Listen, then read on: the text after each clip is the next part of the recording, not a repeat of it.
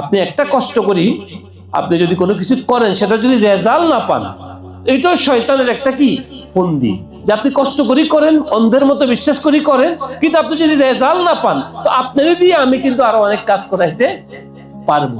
কারণ আজকে আলেমেরাই কোরআনকে ব্যবহার করতেছে, হাদিসকে ব্যবহার করি করতেছে তার স্বার্থের জন্য। কেউ যদি পকেটে টাকা দিয়ে দেয় বা কিছু করে পীর সাহেবকে, আলেমকে, শায়েখকে, তো কোরআনের আয়াত আনি বলে দিবে যে তোমার দলেই সঠিক, তোমার রাস্তাই সঠিক, তোমার এই ব্যবসাটাই সঠিক, কিন্তু হারাম আলাদা, আমি টাকা পাইছি আয়াতকে ওখানে ব্যবহার করি করে দিব। এটাই ওলা তাত্তাবিউ, আল্লাহ নিষেধ করছে যে এই কাজ করবা না।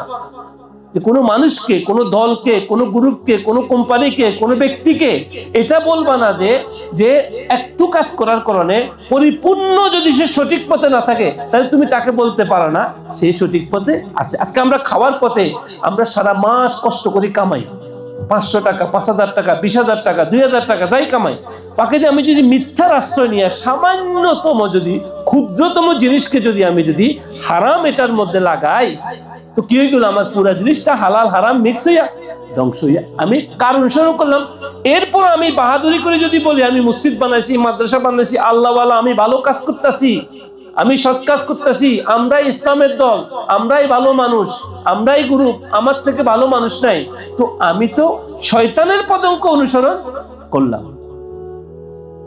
এই জন্য আমাদেরকে এই রমজান রোজা রাখার পরেও আমরা আল্লাহকুম তাত্তাকুন হইতে পারতেছি না, মুত্তাকি হইতে পারতেছি না। আল্লাহ পাক এই রমজান রোজা উপবাস থাকার জন্য বলছে। ফাস্টিং, রোজা মানে কি? নিজেকে বিরত রাখা কি থেকে? যেগুলো আল্লাহ নিষেধ করছে, লার্নিং করার জন্য, শিখার জন্য।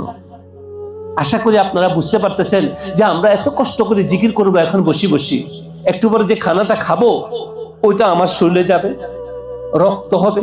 একটু পরে আমি যে কাজটা করবো সেটা আল্লাহ নিষেধ করছে, তো ওটার কারণে আমার কি হবে? এই যে জিকিরের যে একটা বরকত, সেটা আমি কিছুক্ষণের জন্য পাচ্ছি, কিন্তু কিছুক্ষণ পরে কি যেতেছে আমার থেকে শেষ হয়ে যাচ্ছে।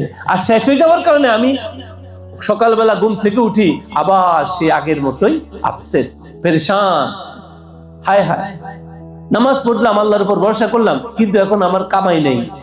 কোনো কারণে এই সমস্ত দেশে ইউনিভার্সিটির ক্রেডিট বা কোনো সরকারি কোনো জায়গাতে একটা সিটি আছে বা কাজের কাজ থেকে তোমার কাজ শেষ, বা তোমার পরিবারে কোনো সমস্যা হয়েছে, বা আমরা পেরেশান হয়ে যাই একটুটা একটু। কেন? ওই যে আমি রাত জেগে ইবাদত করছি, কিন্তু ওই আমার কিছু কর্মের কারণে কি হয়েছে, এটা শেষ হয়ে গেছে, আমি এখন জিরো। এখন আমাকে আগে শয়তানের রাস্তায় আমি চলতেছি, এই জন্য আমাকে শয়তান পেরেশানি করতেছে।